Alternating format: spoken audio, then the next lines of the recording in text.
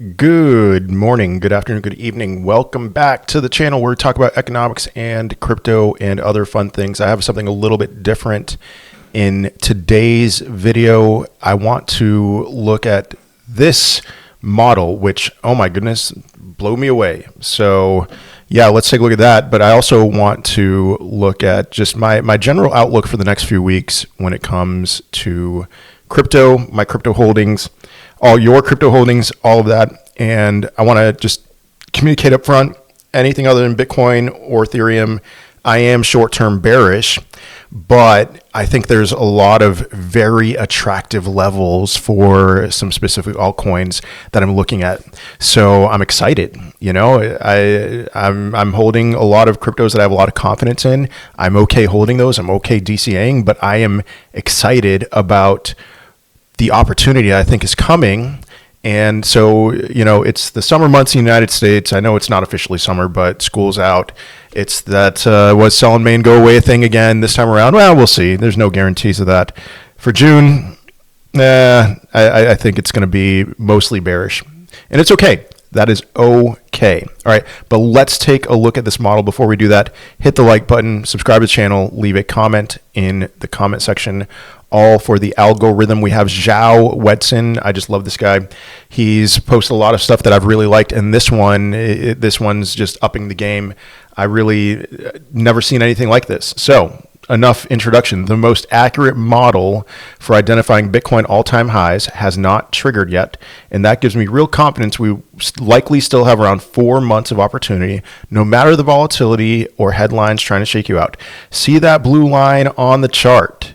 When it hits exactly $69,000, the same top as November 2021, that will be the exact day of Bitcoin's next all-time high.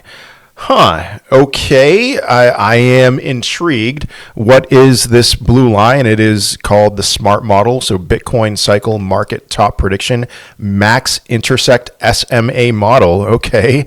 And that level, the level that the blue line is at right now, is $49,444.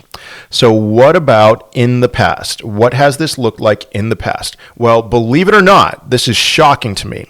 In 2021, when this model got up to the 2017 all-time high, that was the day of Bitcoin's peak. And then in 2017, when this got to the 2013 previous all-time high, once again, that was the day of the peak. 2013, it got to the 2011 all-time high. Even in 2011, it got to the 2010 peak. Same deal every single time. This, what?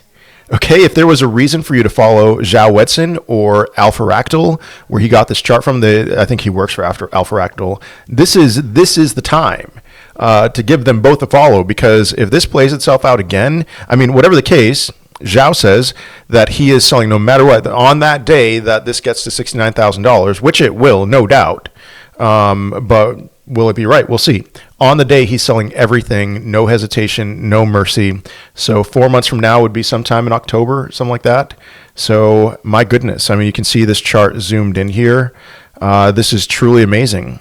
And we've spent very little time historically below this level. So if you're looking for a place to buy, then perhaps this time around it would be the same deal, below the level. So $69,000, blue line. Okay. Now, what does that mean for short term? Not much. You know, not as of right now, we are still kind of just humming along. I said once we lost this trend line here, the green trend line, that I expected some kind of a chop. Now we formed a new trend line, and this trend line has 10 touches on it in the last 15 days.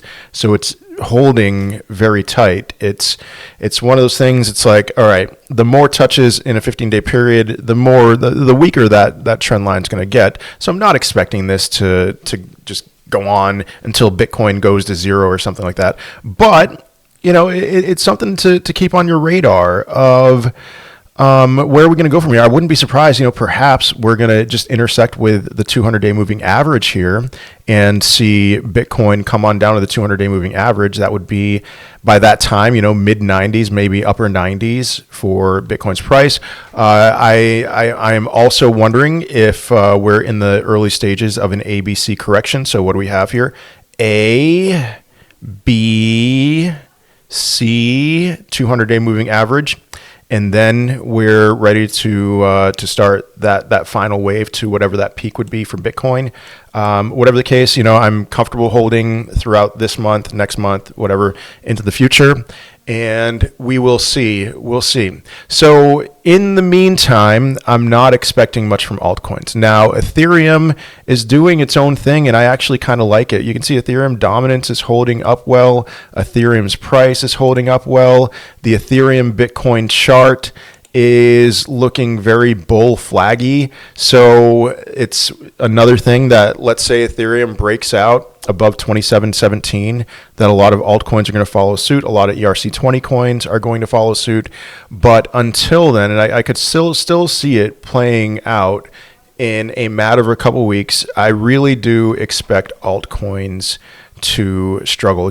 We have to look at reality.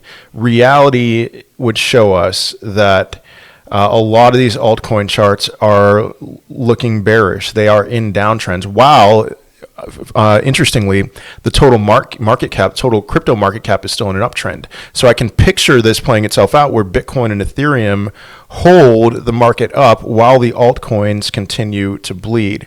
And so just, if you're watching my screen, do yourself a favor. Look at this chart. Let's be honest. Is this chart bullish or bearish? Well, I don't know if you see the ticker here. It's USDT dominance. I would say this is a bullish chart. If let's be honest, if I were looking at this chart thinking just it was some meme coin or something or some altcoin, I'd be very bullish on this particular crypto. It's broken its downtrend. It's putting in higher highs. It is in an uptrend. And that's mostly from the selling off of altcoins, not named, Ethereum, and not from as much selling off Bitcoin. But that looks bullish. And so, listen, I'm not expecting this to put in a new high, to go beyond this March 2025 high, but I am expecting it to at least do some kind of a retrace here. And where would that retrace lead us? The 0.5 fib, the 618 fib for USDT dominance. I could see one of those fib levels playing themselves out over the remainder of this month. And the thing that excites me about that is that I think there's opportunity ahead for buying certain cryptocurrencies. I want to stick with OGs, and now I do. There's a couple meme coins I want to look at. For example, VeChain. VeChain, it looks like it's going to go down to under 2 cents again.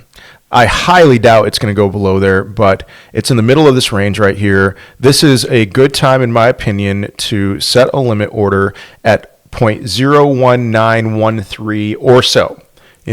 Think for yourself as far as where you want to set that order. You set a limit order there.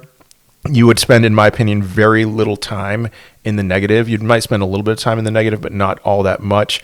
Solana is another one that I have my eyes on here. Let me look at Sui real quick, actually. So Sui actually 278 for Sui. I did sell all my Sui yesterday before the dump. I bought way down here, but then I distributed, and then I tried rebuying in at the 200-day, hoping that would be good, but no, it sunk below the 200-day.